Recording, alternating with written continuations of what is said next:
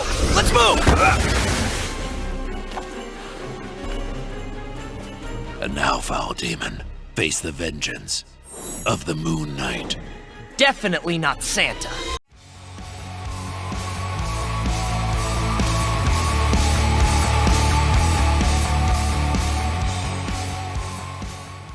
Moon Knight, the unofficial Batman of the MCU. After watching the first episode, I decided to make a review, and my original plan was to review each episode. However, after watching episode 2 and feeling the content took a bit of a dip, I found myself pretty uninterested. As the weeks went on, reminding myself to watch became harder and harder. That's what she said! Michael, please. Please.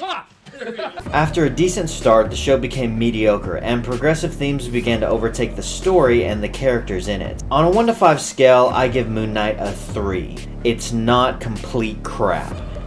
It wasn't as bad as some of the other MCU shows like the Wanda Misunderstood Psychopath show, or the Missing Balls of Loki show, or even the Racism Tokenized Falcon America show. You have no idea how complicated this situation is.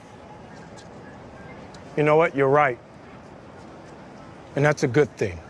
But it wasn't exactly good either. It had decent acting from Oscar Isaac as well as Ethan Hawke, and there were a few episodes I enjoyed, but the actual Moon Knight suit was barely used, and instead half the screen time was taken up from the less interesting Layla character, played by May Calloway. From the 5 non-animated Marvel shows that have come out on D+, none of them have been really good. In fact, I can sum up this latest one in just a few minutes. Moon Knight starts off introducing us to Oscar Isaac, playing both Stephen Grant and Mark Spector, the two personas of Moon Knight, who I desperately wish was the main character of his own show. Stephen has lapses in his memory and struggles with dissociative identity disorder. After waking up in a mountain countryside holding a magical scarab, his life is flipped upside down and his mind begins to merge with his other identity, Mark Spector. The villain played by Ethan Hawke pursues Stephen in order to get the scarab, and ends up sicking bad CGI monster on him. Mark Spector takes over and equips the suit, becoming the Moon Knight and beating the living crap out of the bad CGI monster, ending the episode walking out like a badass. Not bad, right? I was pretty excited after the first episode until the second episode happened and we meet the main protagonist of the show, Princess Powerpuff. I was thinking of putting you ninnies out of business! The sidekick Moon Knight gets captured by the bad guy, but gets rescued by the Powerpuff hero, only for the bad guy to summon the bad CGI monster yet again. The hero directs her sidekick to use the suit and defeat the monster dog, which leads to one of the only few but awesome action scenes in the series. Come on. Come on. Take it a little further. Gotcha!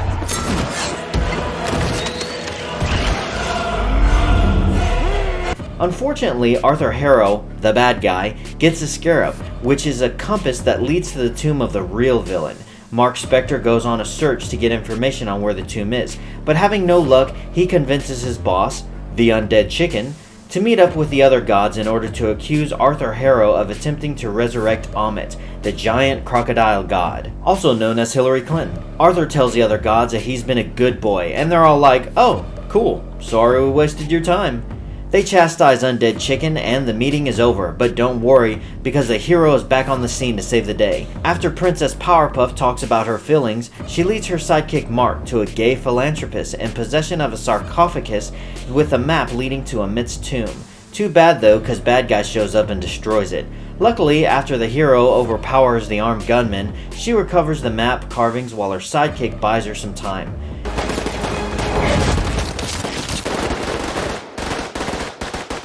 Buy me some time. I can do that.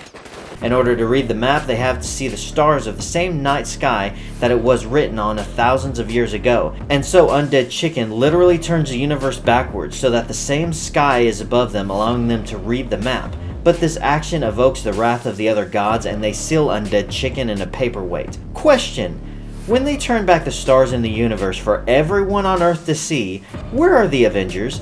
I know all the cool ones have been replaced with mouthy narcissists spending their days protesting capitalism, but would something like this be the cause to rally the team and investigate? Question: why didn't they just use the Sky Safari app, or dozens of other apps which can tell you what the night sky looked like thousands of years ago? Question: why is this all so stupid? After Undead Chicken gets imprisoned, Steve and Grant takes a nap, just in time for the Taliban to show up in order to try to kill them.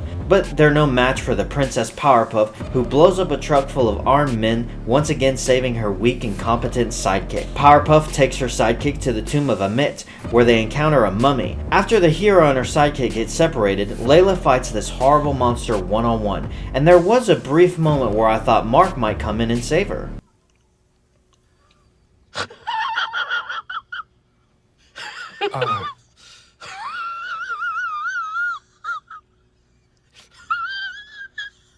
Nope, she stabs it in the eye and throws it off the cliff, climbing back up victoriously. After this, the villain sits down with her and explains that her sidekick is the real bad guy who killed her dad. She finds Mark, who has just recovered the paperweight of Amit, chews him out for killing her father, and then watches him get shot. The next episode starts with Mark and Steven passing from life to death and find themselves in a mental institution inside of their own minds where they meet Oprah Winfrey. You know, I actually really like this episode. We begin to explore Mark and Steven's memories, and we learn that Steven is a safe space Mark created for himself because he couldn't handle the abuse his mom was giving him after he let his younger brother die.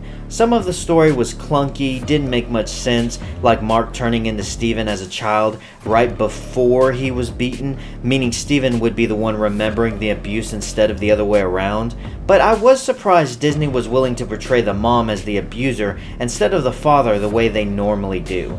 After we discover Mark's past, Oprah tells them that their scales are unbalanced, and sand people come to take them off the merry-go-round of the underworld. Steven grows a ball sack and saves Mark, only for him to be turned to stone, and Mark waking up in the field of reeds. After this, Arthur the Aardvark takes Amit's paperweight and releases her, but they're followed by Princess Powerpuff, who managed to free Undead Chicken, who then asks our hero if she will be willing to be his new avatar. Our hero rejects his offer and firmly demands that they work together, and the God of the Moon responds with, "K." Amit, the giant crocodile, aka Hillary Clinton, fights against Undead Chicken, while Mark leaves the field of reeds in order to save Steven. You'll never learn.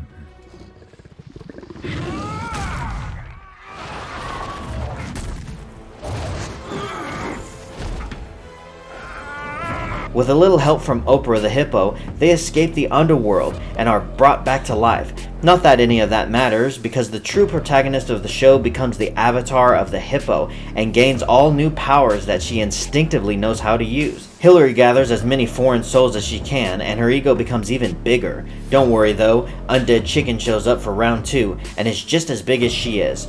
Question: if she had to eat all those souls to grow to that size, then how was Khonshu also that size? Did he also absorb a lot of souls? Something tells me the showrunners aren't expecting us to use our brains here. While those two are having their kaiju match, Powerpuff Princess saves her sidekick Moon Knight and defeats the villain. She then leads him back to the tomb and instructs him on the spell they used to seal Hillary away forever. Right before Mark kills both Arthur the Aardvark and Hillary Clinton living inside him, our hero stops him. After Undead Chicken releases Mark and Steven, the show ends. Oh yeah, and there's an end credit scene with our hero's sidekick killing Arthur and revealing he has another secret personality called Jack Lockley, but who cares, right? Now I know some of you are thinking right now, all you talked about was the Layla character. You sound like a sexist. Well, my cheese whiz filled friends, the truth is that when you step outside of your dark feminist circles, you begin to realize that not only do men dislike this crap, but women do too. Most chicks want to see Thor with his shirt off, or Captain America leading his team to victory. They want to be swept off their feet by a hero who is strong and confident. It's called masculinity, and guess what? It's a good thing. Shocking, I know. Most shows and movies now are hell-bent on feminizing the men while making the women as manly as possible, and the Moon Knight is no exception. All the good parts and interesting concepts are bogged down by feminist undertones, and the lack of action scenes and story elements that should have been focused on the Moon Knight character are the final nails in the coffin, which really sucks because this could have been something really awesome. but it just wasn't. Anyways guys, thanks so much for watching and have a great freaking day.